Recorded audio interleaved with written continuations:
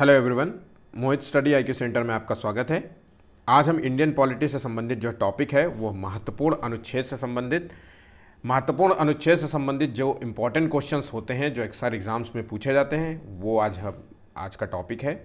तो ये टॉपिक जो है सभी एग्ज़ाम्स में पूछे जाते हैं, चाहे वो एसएससी हो, चाहे यूपीएससी का हो, चाहे स्टेट पीसीएस हो, चाहे एसआई का एग्ज़ाम हो या चाहे रेलवे का एग्ज़ाम हो। बहुत इंपॉर्टेंट खास टॉपिक है, तो यहाँ से क्वेश्चंस आपको ज़रूर से ज़रूर मिलते हैं। आपके लिए एक खास वीडियो है ताकि जो है आपको इस वीडियो के बाद महत्वपूर्ण अनुच्छेद जो है जानने की कोशिश नहीं करनी पड़ेगी कि कौन से इंपॉर्टेंट होते हैं। अक्सर एग्जाम्स में यही सबसे बड़ी प्रॉब्लम रहती है कि कौन से इंपॉर्टेंट अनुच्छेद रहते हैं, आर्टिकल्स रहते हैं जो एग्जाम्स की दृष्टि से याद करने चाहिए। तो आज का वीडियो आपके लिए इस दृष्टि से महत्वपूर्ण है।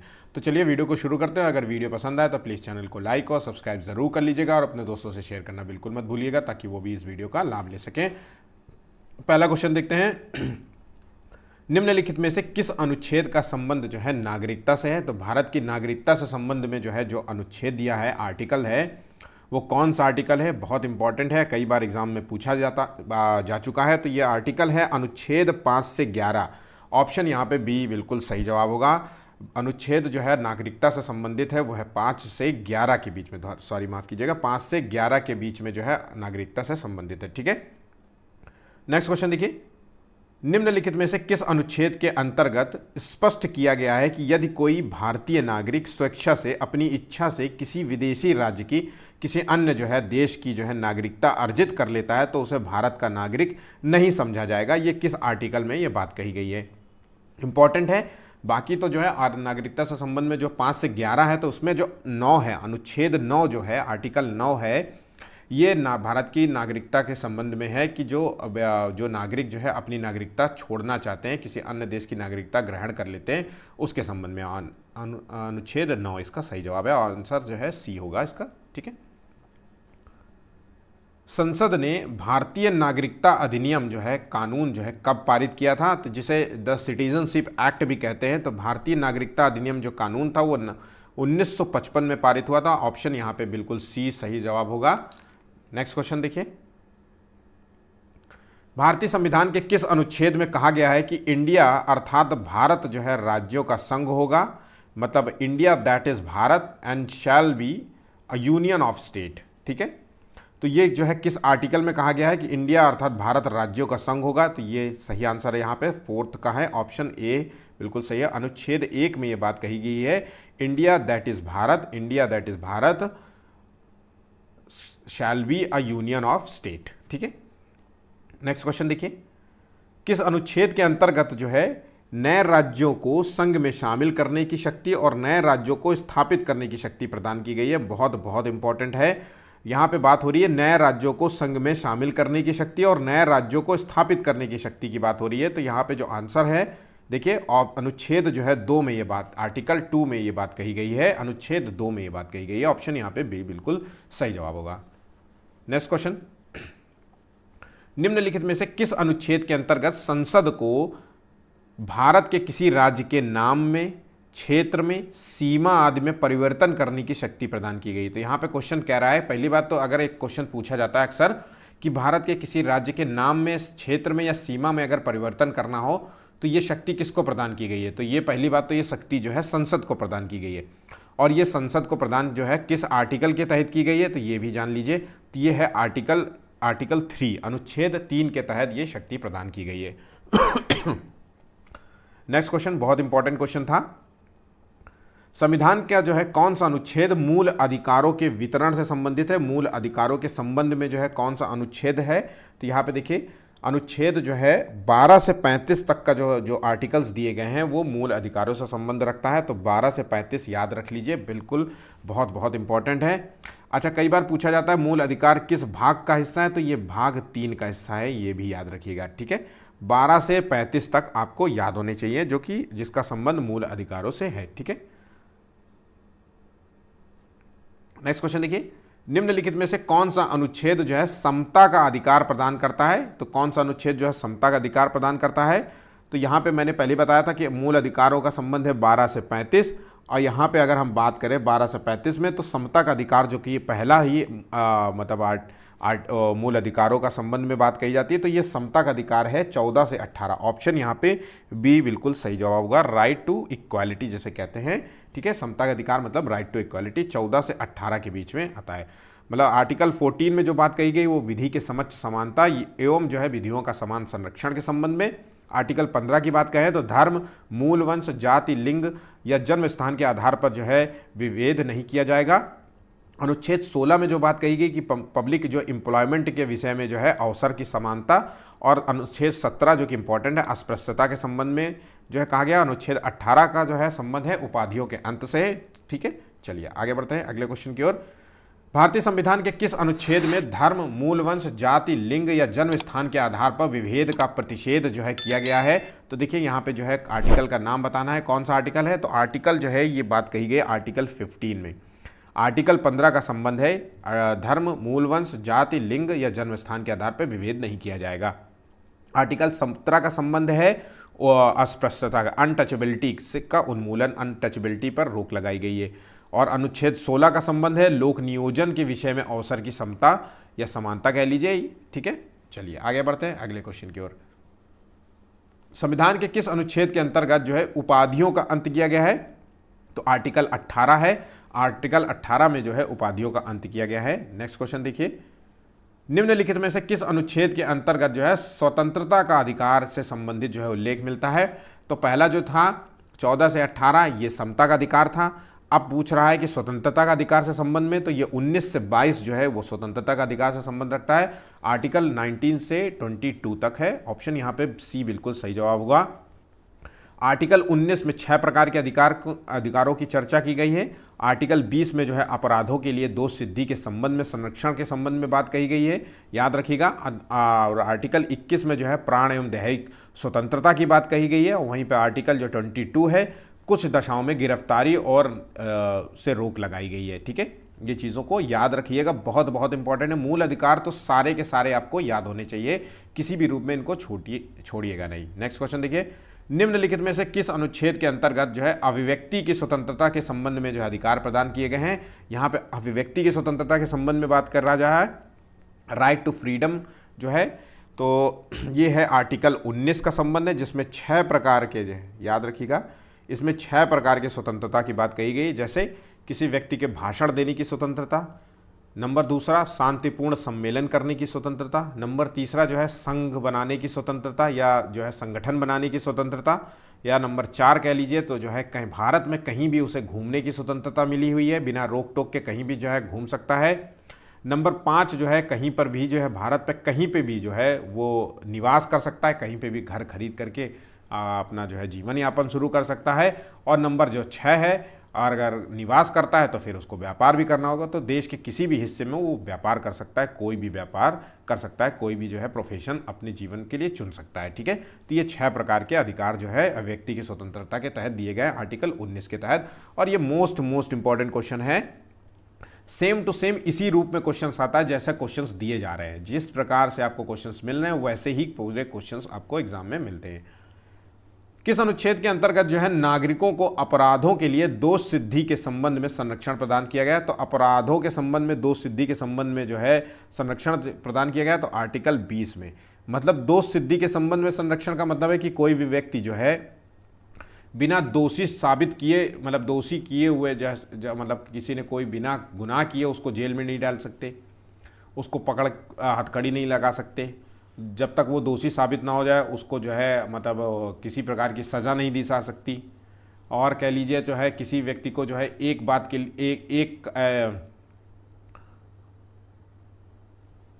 एक दोष के लिए बार बार जो है उसको सज़ा नहीं दी जा सकती। यही दोष सिद्धि के संबंध में संरक्षण जो है कहा गया है आर्टिकल 20 में। नेक्स्ट क्वेश्चन, किस अनुच्छेद के अंतर्गत जो है भारतीय नागरिकों को प्राथमिक शिक्षा का अधिकार दिया गया है? तो प्राथमिक शिक्षा का अधिकार बहुत इंपॉर्टेंट क्वेश्चन है।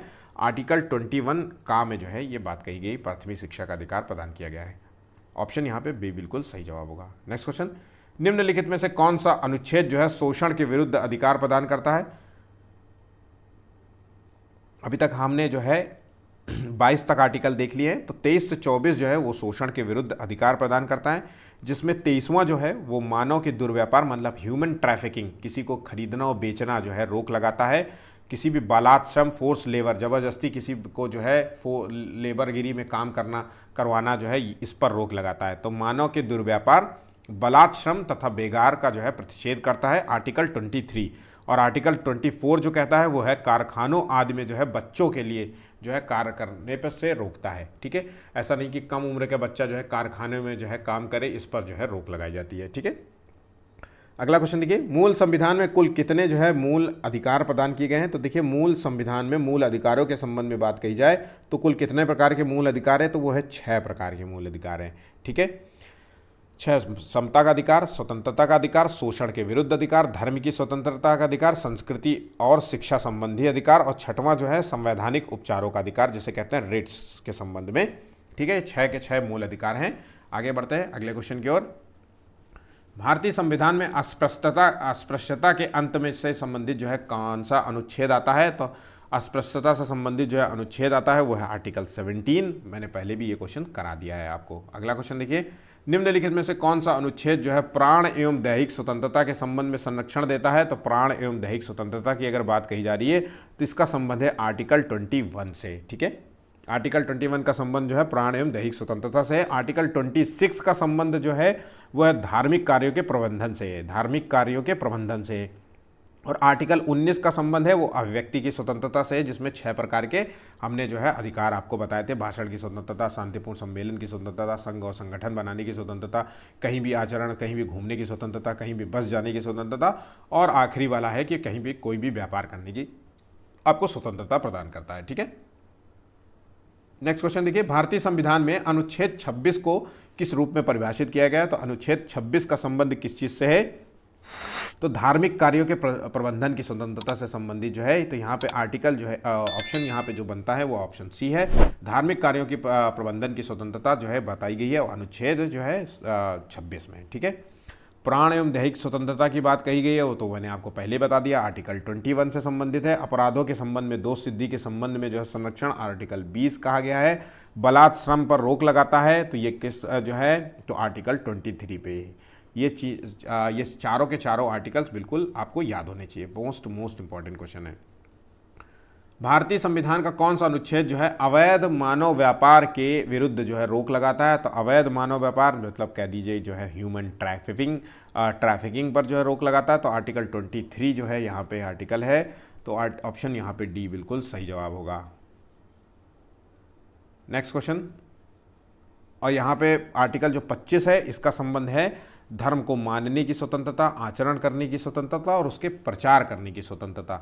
मानना, आचरण करना और प्रचार मोस्ट इंपॉर्टेंट है। अगर क्वेश्चन अक्सर पूछा जाता है धर्म का प्रचार प्रसार जो है किस आर्टिकल से लिया जाता है, तो प्रचार और प्रसार जो है वो आर्टिकल है आर्टिकल 25। ठीक है,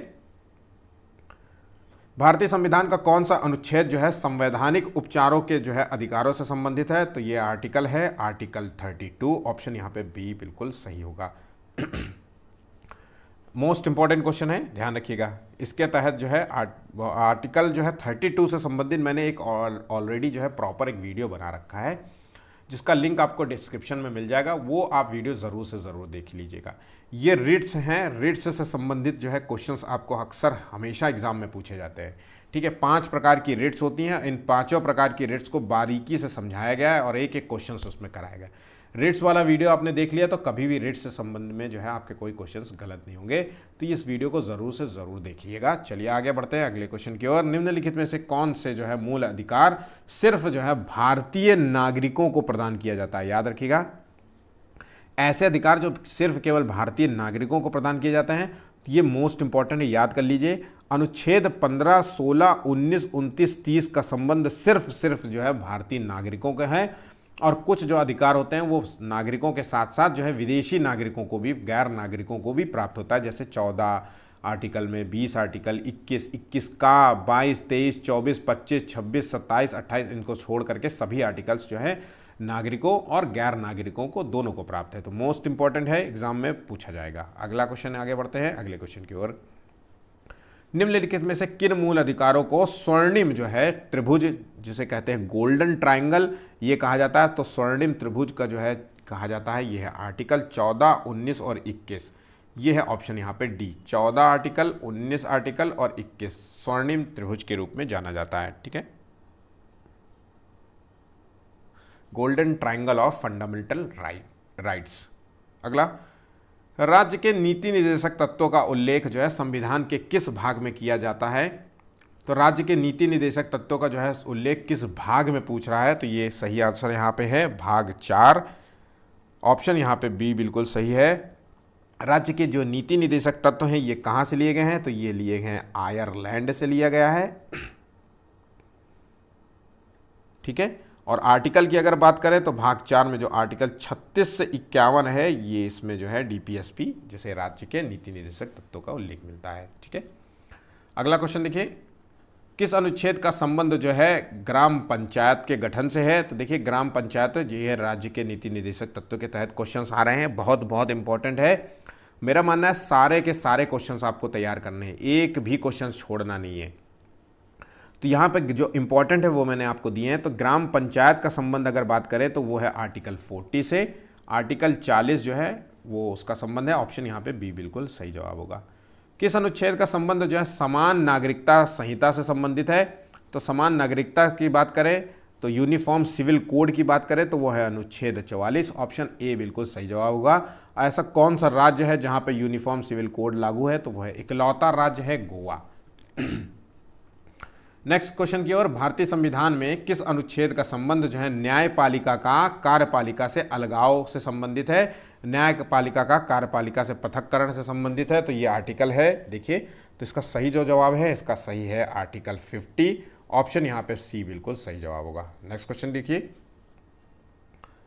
निम्न में से किस अनुच्छेद का संबंध जो है मूल कर्तव्यों से है? तो मूल कर्तव्य के संबंध में अगर बात कहें तो इनमें से जो है आर्टिकल है 51 का में दिया गया है, मूल कर्तव्यों से संबंधित है। और मूल कर्तव्य कितने हैं? 11 टोटल 11 मूल कर्तव्य हैं, याद रखिएगा। टोटल 11 मूल कर्तव्य हैं। आगे बढ़ते हैं क्वेश्चन की ओर। स्वर्ण सिंह समिति ने संविधान में कुल कितने जो है मूल कर्तव्यों को जोड़ने का सुझाव दिया था? देखिए मूल कर्तव्यों का जो संबंध है वो है भाग 4 का से 4 का से, ठीक है। और मूल कर्तव्य लागू किस समिति ने किया था? स्वर्ण सिंह समिति ने किया था। मोस्ट इंपॉर्टेंट है, इसलिए मैं आपको फैक्ट बता रहा हूँ। स्वर्ण सिंह समिति की जो है सिफारिश के आधार पर जो है मूल कर्तव्यों को लागू करने की बात की गई थी। और स्वर्ण सिंह समिति ने जब सुझाव दिया था तो टोटल मूल कर्तव्यों को बताया गया था 8 इसने सुझाव दिए थे। फिर से सुन लीजिए, 8 इसने सुझाव दिए थे। कब सुझाव दिए थे? 1975 के करीब जो है इसने 8 प्रकार के जो है मूल कर्तव्यों को सुझाव दिए गए थे। लेकिन जब मूल कर्तव्य जोड़े गए थे, याद रखिएगा, जब मूल कर्तव्य जोड़े गए थे तो 42वें कॉन्स्टिट्यूशनल अमेंडमेंट द्वारा 1976 द्वारा अगले साल जब जोड़ा गया था तो 10 जोड़े गए थे। टोटल 10 जो है टोटल 10 जो है मूल कर्तव्य जोड़े गए थे भारतीय संविधान में। उसके बाद 86वें जो है कॉन्स्टिट्यूशनल अमेंडमेंट 2002 में एक जो है और जोड़ दिया गया, तो मतलब टोटल हो गया 11वां। तो 11वां जो जोड़ा गया था वो 86वें कॉन्स्टिट्यूशनल अमेंडमेंट। तो इस प्रकार से हम कह सकते हैं कि आज के समय में कॉन्स्टिट्यूशन में मूल कर्तव्यों की टोटल संख्या है 11, ठीक है। नेक्स्ट क्वेश्चन देखिए, मूल संविधान में कुल कितने मूल कर्तव्यों का उल्लेख मिलता है? तो मूल संविधान में आज की अगर हम बात करें तो कुल टोटल 11 उल्लेख मिलता है। पहले जो था सिफारिश की गई थी 8 की, 10 लागू किया गया था और 86वें कॉन्स्टिट्यूशनल अमेंडमेंट द्वारा इसको 2002 में एक नया ऐड कर दिया गया था 11, ठीक है। ये चीज समझ जाए।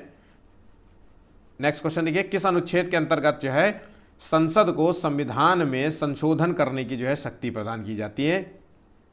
तो संविधान में जो संशोधन होता है संसद को ये शक्ति प्रदान है और वो किस आर्टिकल के तहत है? तो 368 के तहत है। मोस्ट इंपॉर्टेंट है, याद कर लीजिए। यहाँ पे सभी क्वेश्चंस इंपॉर्टेंट है, किसी भी क्वेश्चंस को कम मत समझिएगा। मैंने जानबूझ करके आपको कम ही क्वेश्चंस दिए हैं, है ना। ऐसे तो देने के लिए तो मैं यहाँ पे 200 क्वेश्चंस भी आर्टिकल बता सकता हूँ, लेकिन सबसे ज़्यादा जो पूछे जाते हैं, मतलब इनके क्वेश्चंस के आने के चांसेस जो है 99.9% हैं। हर हाल में एक अगर पॉलिटी में कोई आर्टिकल पूछा जा रहा हो तो यहाँ से आपको क्वेश्चन मिल ही जाएगा, ठीक है। किस संविधान संशोधन द्वारा राष्ट्रपति के लिए संविधान संशोधन विधेयक पर सहमति देने के लिए बाध्य किया गया है? देखिए, राष्ट्रपति के लिए जो है संविधान संशोधन बिल पर जो है सहमति देने के लिए बाध्य किया गया है। तो ये है आर्टिकल है किस कॉन्स्टिट्यूशन 24वें संविधान संशोधन 1971 से इसे बाध्य किया गया है। ठीक है, ऑप्शन यहाँ पे बिल्कुल सी सही जवाब होगा। अगला क्वेश्चन ये कि किस अनुच्छेद का संबंध जो है वित्त आयोग से है? तो वित्त फिनांस जो है कमीशन जो है इसका संबंध जो है किस आर्टिकल से है? तो ये है 280 आर्टिकल से है। और कितने साल के लिए जो है वित्त आयोग का जो है गठन होता है? तो 5 साल के लिए इसका गठन किया जाता है। ठीक है, नेक्स्ट क्वेश्चन की ओर, निम्नलिखित में से किस अनुच्छेद का संबंध जो है अंतरराज्य परिषद से है? तो अंतरराज्यीय जो है परिषद की बात करें तो वो संबंध है आर्टिकल 263 से। ठीक है, ऑप्शन यहाँ पे सी बिल्कुल सही होगा। भारतीय संविधान में अनुच्छेद 352 को जो है किस रूप में परिभाषित किया गया है? मोस्ट इंपॉर्टेंट क्वेश्चन है। 352 का संबंध जो है किस आर्टिकल किस विषय से है? तो देखिए, आर्टिकल 352 का संबंध है राष्ट्रीय आपातकाल की घोषणा से। ऑप्शन यहाँ पे बी बिल्कुल सही होगा। ऑप्शन बी बिल्कुल सही जवाब होगा। ठीक है, वित्तीय आपात की अगर हम बात करें तो वित्तीय आपात जो है वो 360 में है, और राष्ट्रपति शासन की बात करें तो 356 में है। ये बिल्कुल रट लीजिए।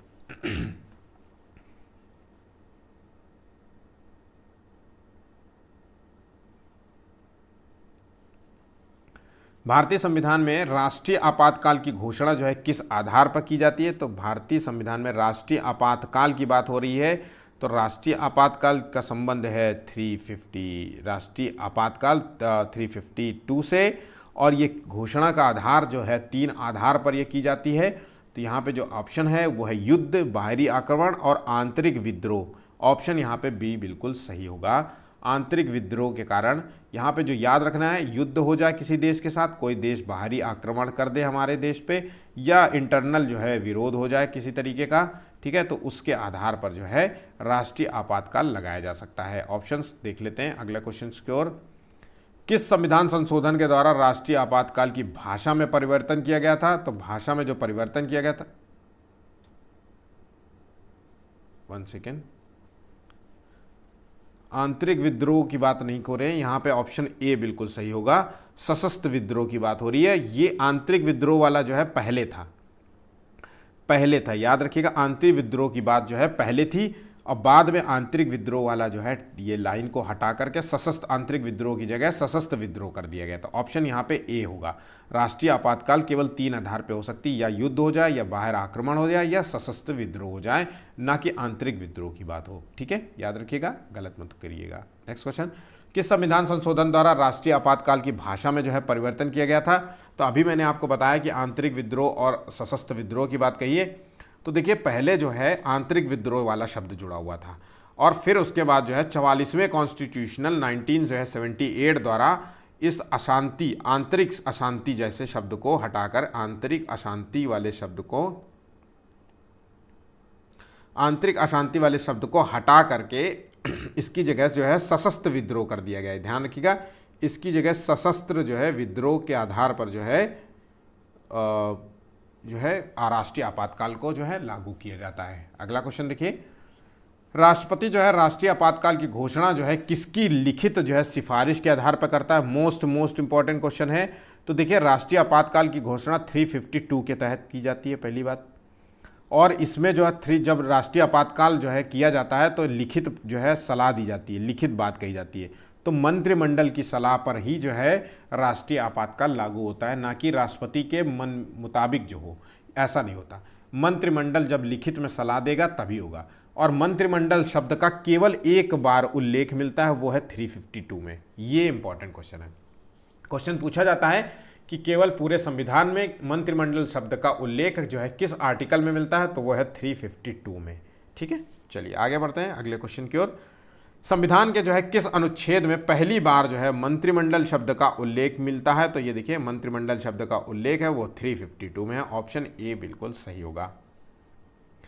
किस संविधान संशोधन द्वारा जो है राष्ट्रीय आपातकाल की घोषणा को न्यायिक समीक्षा की परिधि में रखा गया है? तो राष्ट्रीय आपातकाल अगर होता है तो वो जो सर्वोच्च न्यायालय है वो इसकी समीक्षा कर सकता है कि राष्ट्रीय आपातकाल जो है किन आधारों पे किया गया है, वो सही भी किया गया है कि नहीं किया गया है। इस आधार पे इसकी न्यायिक समीक्षा की जा सकती है। तो यहाँ पे जो है 44वें कॉन्स्टिट्यूशनल अमेंडमेंट 1976 द्वारा जो है इसको जो है इस परिधि में लाया गया था। ठीक है, इंपॉर्टेंट है। ऐसे क्वेश्चंस अक्सर जो है बच्चे क्वेश्चंस गलत कर देते हैं क्योंकि वो समझ नहीं पाते इसकी भाषा को। तो याद रखिएगा, बहुत बहुत इंपॉर्टेंट है। इसको पर्सनल नोट्स भी आप बना लीजिए तो ज़्यादा आप फायदे में रहेंगे। ठीक है,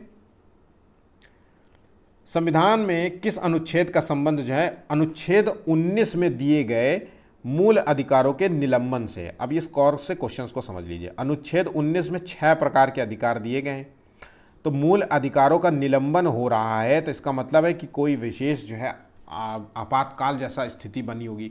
तो राष्ट्रीय आपातकाल है या कौन सा ऑप्शन है यहाँ पे देख लीजिए। तो ऑप्शन जो है अनुच्छेद 358 के तहत। वैसे तो राष्ट्रीय आपातकाल जब लागू होता है तो राष्ट्रीय आपातकाल लागू होने के बाद, याद गौर से सुन लीजिए, राष्ट्रीय आपातकाल लागू होता है जब 352 लागू हो जाएगा तो इसका संबंध है राष्ट्रीय आपातकाल। और जब राष्ट्रीय आपातकाल लागू होगा तो इसका मतलब है कि व्यक्ति के जो है मूल अधिकारों को जो है निलंबित कर दिया जाएगा। और अगर मूल अधिकारों को निलंबन की बात करी जा रही है तो आर्टिकल 19 में 6 प्रकार के जो अधिकार हैं वो सबसे पहले निलंबित होने चाहिए।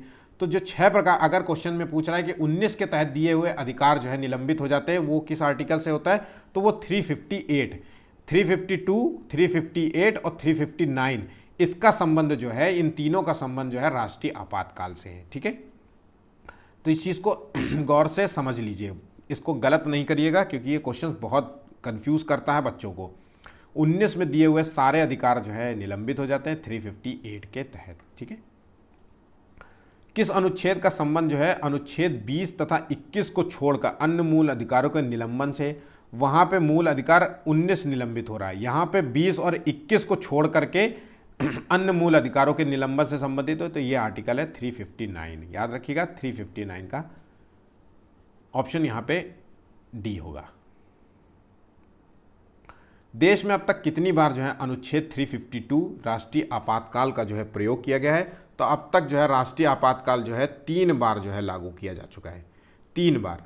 और 3 बार कौन कौन सा था, तो एक तो 1962 में था जहाँ पे चाइना के साथ युद्ध हुआ हमारा, और फिर 1971 में हुआ जहाँ पे हमने जो है 1971 में पाकिस्तान के साथ युद्ध किया।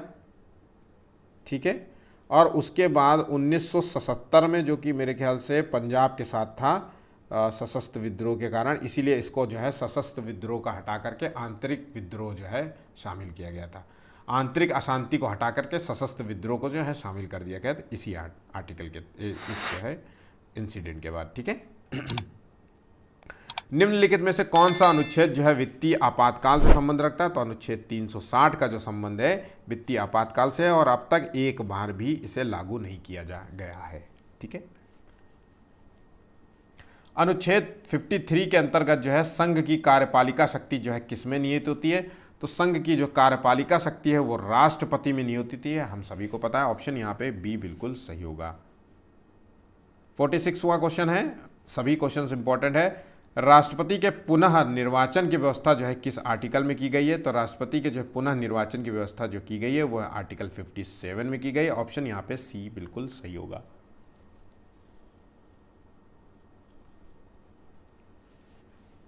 निम्नलिखित में से किस अनुच्छेद के अंतर्गत जो है राष्ट्रपति पर महाभियोग प्रक्रिया का जो है उल्लेख किया गया है, तो राष्ट्रपति पर महाभियोग लगाया जा सकता है। महाभियोग का मतलब है इम्पीचमेंट, और ये जो है व्यवस्था की गई है। ऑप्शन यहाँ पे ऑप्शन है आर्टिकल 61 के तहत जो है महाभियोग लगाया जाता है। मोस्ट इंपॉर्टेंट क्वेश्चन है, ऑप्शन यहाँ पे सी बिल्कुल सही होगा। अगला क्वेश्चन, किस अनुच्छेद में जो है राष्ट्रपति की जो है क्षमादान शक्ति का जो है उल्लेख किया गया है, तो राष्ट्रपति की जो क्षमादान शक्ति है तो वो उसका उल्लेख मिलता है वो किस आर्टिकल के तहत, तो आर्टिकल जो है 72 है। आर्टिकल 72 अनुच्छेद 72 के तहत जो है राष्ट्रपति की क्षमादान शक्ति का जो है प्रक्रिया बताई गई है। ठीक है, राष्ट्रपति के निर्वाचन से जुड़े विवाद का निपटारा जो है किस अनुच्छेद के अंतर्गत सर्वोच्च न्यायालय करता है, तो अगर राष्ट्रपति के निर्वाचन से संबंधित कोई विवाद है तो उसका निपटारा तो पहली बात तो सर्वोच्च न्यायालय करता है, और वो किस आर्टिकल के तहत करता है ये जानना बहुत ज़रूरी है।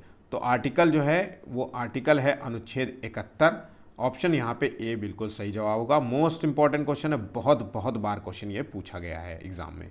अगला क्वेश्चन, राष्ट्रपति को जो अध्यादेश जारी करने की शक्ति प्रदान की गई है वो किस अनुच्छेद के अंतर्गत मिलती है? तो राष्ट्रपति की अध्यादेश शक्ति जो है वो आर्टिकल का है, वो है 123। 123 का संबंध है राष्ट्रपति के अध्यादेश से। ऑप्शन यहाँ पे सी सही होगा। संविधान में जो है किस अनुच्छेद के अंतर्गत जो है राष्ट्रपति को सर्वोच्च न्यायालय से सलाह लेने की शक्ति प्रदान की गई? तो आर्टिकल की बात कहें तो राष्ट्रपति को सर्वोच्च न्यायालय से सलाह लेने की बात कही गई, वो आर्टिकल। राष्ट्रपति सर्वोच्च न्यायालय से किसी भी विधि के संबंध में क्वेश्चन पूछ सकता है, या किसी भी अन्य जो है मामले में जो है वो क्वेश्चंस राष्ट्रपति जो है पूछ सकता है। और जो सलाह जो है सर्वोच्च न्यायालय देता है वो सलाह मानने का अधिकार उसको नहीं है, अगर वो चाहे तो उसको नहीं मान भी सकता है राष्ट्रपति। ठीक है, तो यहाँ पे ऑप्शन ए बिल्कुल सही होगा। किस अनुच्छेद के अंतर्गत जो है मंत्रिपरिषद जो है लोकसभा के प्रति सामूहिक रूप से उत्तरदायी होती है? तो यहाँ पे जो मंत्रिपरिषद होती है वो सामूहिक रूप से लोकसभा के प्रति उत्तरदायी होती है। ये क्वेश्चन याद रखिएगा। तो इसका संबंध है आर्टिकल जो है आर्टिकल 52 का।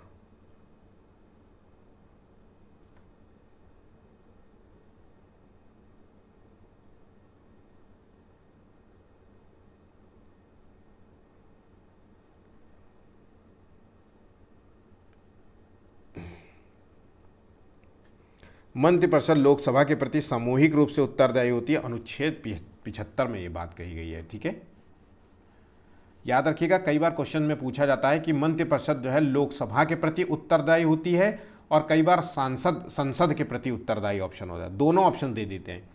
तो कोई भी संसद के प्रति मत लगाइएगा, हमेशा मंत्रिपरिषद जो है लोकसभा के प्रति ही उत्तरदायी होती है। अगर लोकसभा के प्रति वाला ऑप्शन ना आए तब संसद वाला ऑप्शन लगाइएगा कि संसद के प्रति उत्तरदायी होती है। ठीक है, ऑप्शन जो है यहाँ पे आर्टिकल याद कर लीजिए, एग्जाम में पूछा जाता है। नेक्स्ट क्वेश्चन, भारत के उपराष्ट्रपति का संबंध जो है किस अनुच्छेद से है? तो भारत के जो उपराष्ट्रपति हैं उसका संबंध है अनुच्छेद 63 से। ऑप्शन यहाँ पे बी बिल्कुल सही होगा। अनुच्छेद 75 के संबंध में बात करें तो प्रधानमंत्री की नियुक्ति कौन करता है? तो अनुच्छेद 75 के अनुसार प्रधानमंत्री की नियुक्ति करता है वो है राष्ट्रपति करता है। ठीक है, और प्रधानमंत्री की सलाह पर जो है राष्ट्रपति अन्य मंत्रियों की नियुक्ति करता है। ये पूरी लाइन है, अनुच्छेद 75 में ये बात कही गई कि प्रधानमंत्री की जो नियुक्ति होती है वो राष्ट्रपति करता है और राष्ट्रपति जो है प्रधानमंत्री की सलाह पर अन्य मंत्रियों की भी नियुक्ति करता है। याद रखिएगा, ऑप्शन यहाँ पे ए बिल्कुल सही होगा। राष्ट्रपति को सहायता एवं सलाह देने के लिए एक मंत्रिपरिषद होगी जिसका प्रमुख जो है प्रधानमंत्री होगा। ये प्रावधान जो है किस अनुच्छेद में दिया गया है? तो ये प्रावधान जो दिया गया है वो अनुच्छेद 74 में दिया गया है। ऑप्शन यहाँ पे डी बिल्कुल सही होगा। निम्नलिखित में से किस अनुच्छेद में जो है धन विधेयक को परिभाषित किया गया है? धन विधेयक के संबंध में अगर हम बात कहें तो किस अनुच्छेद में परिभाषित किया गया? तो वो है अनुच्छेद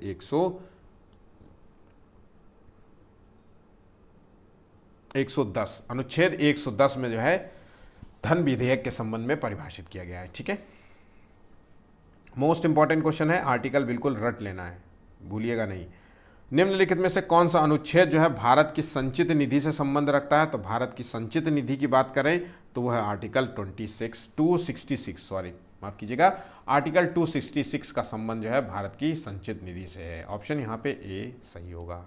अगला क्वेश्चन, भारतीय संविधान के किस अनुच्छेद का संबंध जो है भारत का महान्यायवादी से है? तो भारत का महान्यायवादी से संबंधित जो है आर्टिकल है यहाँ पे 58 का जो आंसर है वो है अनुच्छेद 76 का संबंध जो है भारत के महान्यायवादी से है। ये भारत सरकार का एक सर्वोच्च विधि अधिकारी होता है। ऑप्शन 76 में ये बात है, ध्यान रखिएगा, मोस्ट इंपॉर्टेंट क्वेश्चन है इसलिए गलत मत करिएगा, आर्टिकल याद करना है आपको। किस अनुच्छेद के अंतर्गत जो है राज्यसभा का गठन का प्रावधान किया गया है? तो राज्यसभा के गठन की बात करें तो ये आर्टिकल जो है अनुच्छेद 80 में जो है प्रावधान किया गया है। ऑप्शन यहाँ पे बी बिल्कुल सही होगा। निम्नलिखित में से जो है कौन सा अनुच्छेद जो है विधायकों की स्वीकृति से संबंध रखता है? तो विधायकों की स्वीकृति की बात करें तो वो है अनुच्छेद 111। ठीक है, ऑप्शन यहाँ पे सी बिल्कुल सही होगा। निम्नलिखित में से जो है किस अनुच्छेद के अंतर्गत जो है वित्तीय विधेयकों से संबंधित जो है विशेष प्रावधान की बात कही गई है? तो वित्तीय विधेयक से संबंधित जो है प्रावधान है वो किस आर्टिकल में बात कही है? तो आर्टिकल है 117। याद रखिएगा, 117 का संबंध जो है वित्तीय विधेयकों से संबंधित है। ठीक है, ऑप्शन यहाँ पे सी बिल्कुल सही होगा। किस अनुच्छेद का संबंध जो है उच्च न्यायालय की स्थापना से संबंधित है? तो उच्चतम न्यायालय मतलब सुप्रीम कोर्ट की बात हो रही है, सर्वोच्च न्यायालय की बात हो रही है, इसका संबंध है आर्टिकल जो है 124। ऑप्शन यहां पे ए बिल्कुल सही है।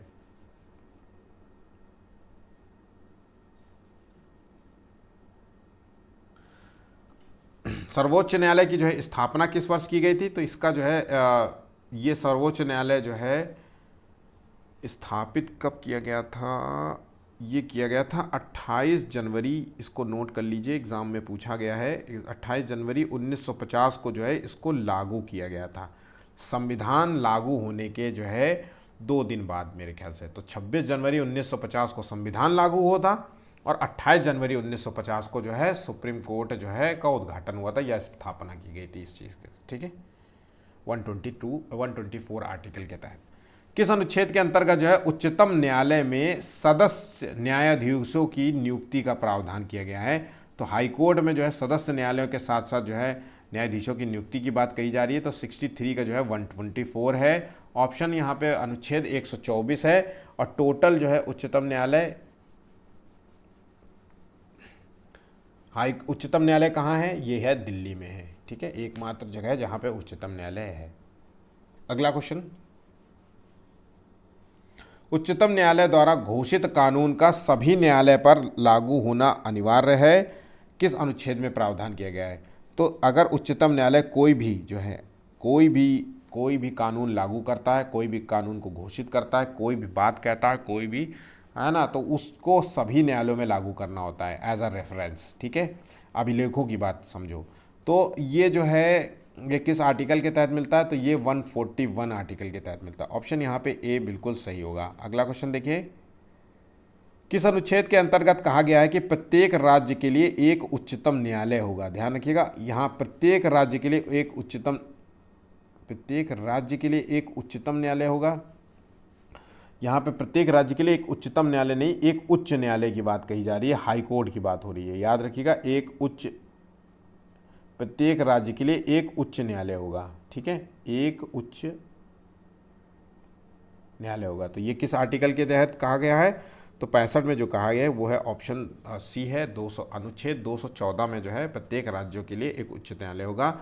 आज के समय में अगर हम बात करें तो टोटल जो है 25 हाई कोर्ट हैं। ठीक है, टोटल 25 हाई कोर्ट्स हैं। ठीक, किस अनुच्छेद के अंतर्गत जो है उच्चतम न्यायालय को रिट अधिकारिता जो है प्रदान की गई है? तो मैंने रिट से संबंध जो है आपको बताया था कि रिट अधिकारिता जो है रिट्स का संबंध है अनुच्छेद 32 से, और उच्चतम न्यायालय की जो रिट अधिकारिता है वो इससे किस संबंधित है? तो वो अनुच्छेद 32 से है। ठीक है, और अगर हम हाई कोर्ट की बात करें तो हाई कोर्ट वाला जो है आगे हम देख लेंगे आगे क्वेश्चंस के। किस अनुच्छेद के अंतर्गत जो है उच्च न्यायालय को रिट अधिकारिता प्रदान की गई है? तो उच्च न्यायालय हाई कोर्ट की रिट, देखिए रिट दायर करने की शक्ति सिर्फ केवल 2 जगह है, वो या तो सुप्रीम कोर्ट में दायर कर सकते हो या हाई कोर्ट में। सुप्रीम कोर्ट वाले जो है वो आर्टिकल 32 है और हाई कोर्ट वाली जो है वो 226 है। आर्टिकल जो है ऑप्शन यहाँ 67 का जो है बी होगा ऑप्शन। ठीक है, निम्नलिखित में से किस अनुच्छेद में राज्य के राज्यपाल से संबंधित जो है प्रावधान किए गए हैं? तो राज्य के राज्यपाल से संबंधित जो प्रावधान किए गए वो आर्टिकल जो है 153 में किए गए। ऑप्शन यहाँ पे सी बिल्कुल सही होगा। किस संविधान संशोधन द्वारा एक ही व्यक्ति को 2 या अधिक राज्यों का राज्यपाल भी नियुक्त किया जा सकता है? तो मतलब एक व्यक्ति जो है 2 से अधिक राज्यों का राज्यपाल नियुक्त किया जा सकता है। तो इसका जो सही आंसर है वह ऑप्शन यहाँ पे सी होगा। 7वें संविधान संशोधन 1956 द्वारा जो है इसको जो है बदला गया था। ठीक है, अनुच्छेद 164 के तहत जो है मुख्यमंत्री की नियुक्ति कौन करता है? ये तो बहुत सिंपल है, मुख्यमंत्री की नियुक्ति भी जो है राज्यपाल करेगा और प्रधानमंत्री की नियुक्ति राष्ट्रपति करेगा। ठीक है, और ये नियुक्ति के संबंध में आर्टिकल है 164। निम्न में से क्या है जो है किसने राज्यपाल की अध्यादेश जारी करने की शक्ति के जो है प्रावधान जो है मिलता है? तो राज्यपाल की जो है शक्ति की बात करें अगर अध्यादेश जारी करने की, तो राज्यपाल के अध्यादेश जारी करने की शक्ति अनुच्छेद 213 में है, और ये राष्ट्रपति के अध्यादेश जारी करने की शक्ति जो है अनुच्छेद 123 में है। ठीक है, याद रखिएगा, बहुत बहुत इंपॉर्टेंट क्वेश्चन है, इस दोनों लाइन को आप बिल्कुल रट लीजिए। नेक्स्ट क्वेश्चन देखिए, संविधान के किस जो है अनुच्छेद में जो है नियंत्रक एवं महालेखा परीक्षक के पद की जो है व्यवस्था की गई है, जिस पद को हम बोलते हैं कैग, और इस कैग की व्यवस्था जो की गई है वह आर्टिकल 148 के तहत। ऑप्शन यहाँ पे ए बिल्कुल राइट होगा। नेक्स्ट क्वेश्चन, संविधान के किस अनुच्छेद में राज्य के महाधिवक्ता की जो है व्यवस्था की गई है? तो राज्य के महाधिवक्ता की जो व्यवस्था की गई वो किस आर्टिकल के तहत की गई है? तो 165 के तहत जो है ये आर्टिकल है, राज्य के महाधिवक्ता। ऑप्शन यहाँ पे सी होगा। संविधान के जो है किस अनुच्छेद में राज्य वित्त आयोग का जो है प्रावधान किया गया है? तो राज्य वित्त आयोग, जो वित्त आयोग की बात करें तो 280 है। अगर हम राज्य को ऐड कर ले तो राज्य वित्त आयोग का संबंध जो है किस आर्टिकल से है? तो 74 का जो आंसर है वो राज्य जो है वित्त आयोग, अगर 74 का बात करें तो 243 आई है। ठीक है, राज्यपाल जो है 5 वर्षों के लिए जो है मतलब नियुक्त करता है। ठीक है, संविधान के जो है किस अनुच्छेद में निर्वाचन आयोग का जो है प्रावधान किया गया है? तो संविधान के किस अनुच्छेद में निर्वाचन आयोग का प्रावधान किया गया है? वो आर्टिकल है 75 का। 75 का जो है यहाँ पे आर्टिकल है निर्वाचन आयोग से संबंधित, वो है ऑप्शन यहाँ पे डी होगा। अनुच्छेद 324 का संबंध जो है निर्वाचन आयोग से है। मोस्ट इंपॉर्टेंट क्वेश्चन है। ठीक है, किस संविधान संशोधन विधि द्वारा अनुसूचित जातियों एवं जनजातियों के लिए जो है एक आयोग की व्यवस्था की गई है? तो अनुसूचित जातियों और जनजातियों के लिए जो आयोग की व्यवस्था की गई वो आर्टिकल है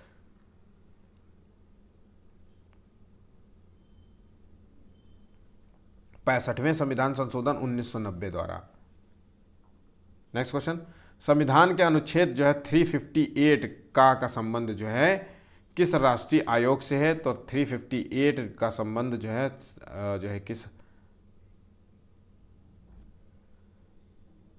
अनुसूचित जातियों के लिए राष्ट्रीय आयोग से है। ऑप्शन यहाँ पे ए होगा।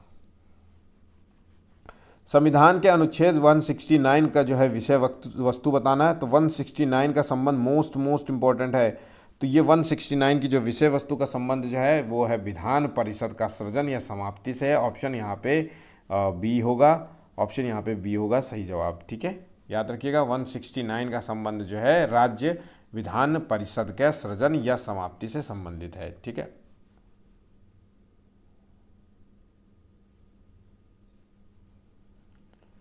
किस अनुच्छेद के तहत जो है दोनों सदनों की संयुक्त बैठक जो है राष्ट्रपति बुलाता है? तो संयुक्त दोनों सदनों की बात करें तो मतलब राज्यसभा और लोकसभा की जो है संयुक्त बैठक बुलाने का अधिकार जो है राष्ट्रपति को है, और इसकी अध्यक्षता जो है लोकसभा का अध्यक्ष करता है। और ये किस आर्टिकल के तहत होता है? तो ये आर्टिकल है 108 के तहत। ठीक है, और जो संयुक्त बैठक की अध्यक्षता करता है वो आर्टिकल है 118। ठीक है, अगला क्वेश्चन देखिए, मोस्ट इंपॉर्टेंट क्वेश्चन है, ये याद रखना, ध्यान रखना, ये मोस्ट इंपॉर्टेंट क्वेश्चन है। निम्नलिखित में से कौन सा अनुच्छेद का संबंध जो है नई अखिल भारतीय जो है सेवाओं के सृजन से है? तो जिस तरीके से IAS IPS वाला जो एग्ज़ाम होता है, UPSC होता है, उसी तरीके से कोई अगर नई अखिल भारतीय सेवा का जो गठन करना है तो वो किस आर्टिकल के तहत जो है प्रावधान की बात कही गई है और किस आर्टिकल के तहत प्रावधान दिया गया है? तो अनुच्छेद 312 के तहत जो है नई अखिल भारतीय सेवाओं के सृजन का जो है बात की गई है। ऑप्शन यहाँ पे ए होगा। अगला क्वेश्चन, किस अनुच्छेद में जो है संघ और राज्यों के लिए लोक सेवा आयोग का प्रावधान किया गया है? तो अगर हम बात करें तो संघ एवं राज्यों के लिए एक लोक सेवा आयोग का प्रावधान किया गया तो वो है 315 के तहत। ऑप्शन यहाँ पे बी बिल्कुल सही जवाब होगा। संविधान के जो है किस अनुच्छेद के तहत जो है लोकसभा की अवधि बढ़ाई जा चुकी है? देखिए, लोकसभा की अवधि जो है वो एक बार बढ़ाई गई है, अब तक 5 वर्ष की जगह जो है 6 वर्ष कर दी गई। ये किस आर्टिकल के तहत जो है बढ़ाई जाने वाली जो है अवधि है? तो ये है आर्टिकल जो है 83 अनुच्छेद 83 के तहत जो है लोकसभा की अवधि जो है बढ़ाई गई है 1 वर्ष के लिए। ठीक, अनुच्छेद जो है 350 का संबंध जो है किस प्रावधान से है? तो देखिए 350 का संबंध मैंने आपको बताया, तो ये 352 का संबंध जो है राष्ट्रीय आपातकाल से है, और 356 का संबंध जो है वो राष्ट्रपति शासन से है, और ये इसका जो है 360 से है। ठीक है, आज का वीडियो यहाँ पे समाप्त होता है। अगर वीडियो पसंद आया हो तो वीडियो को लाइक करें और ज़्यादा से ज़्यादा शेयर करें और चैनल को सब्सक्राइब करें, ताकि जो है आगे इसी प्रकार से आपको वीडियोस मिलते रहें। कुछ दिनों में जो है सीटेड और यूपी टेड और सुपर टेड इन सभी के वीडियोस आने लग जाएंगे। आपको जल्द ही आपको मौका मिलेगा। जिन बच्चों के जो है सीटेड में कम मार्क्स आए हैं, जिन्होंने अच्छे अभी मार्क्स नहीं कवर कर पाए या जिनकी तैयारी अच्छी नहीं थी, इस वजह से फेल हो रहे हैं, तो अभी एक चांस आपके पास और है। बेहतर है कि आप जो है अभी से तैयारियों पे लग जाइए, ठीक है।